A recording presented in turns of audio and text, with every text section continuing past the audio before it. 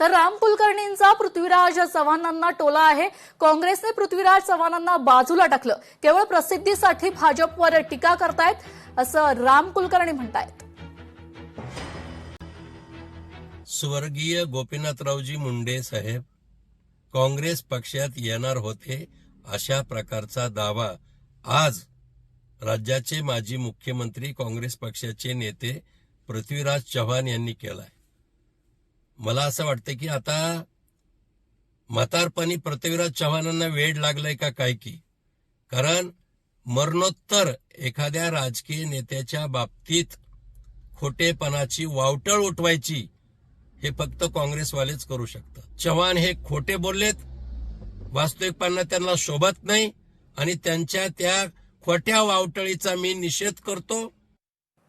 पाहूया पुढील महत्वाची बातमी। सौरव दासांचा पंतप्रधान मोदींवर निशाणा आहे। सुशिक्षित तरुणांना नक्षलवादी ठरवणं योग्य नाही। सुशिक्षित तरुण केवळ सरकारला प्रश्न विचारतात।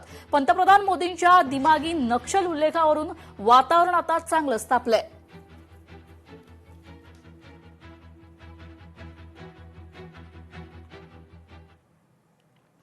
पाहूया पुढील महत्वाची बातमी। उल्हासनगर शहरातील नागरिकांची आता लवकरच वाहतूक कोंडीतून सुटका होणार आहे। वाहतूक विभागानं आता गुगल मॅपच्या आधारे वाहतूक कोंडी सोडवण्याच्या एका नवीन टेक्नॉलॉजीचा अवलंब केला आहे।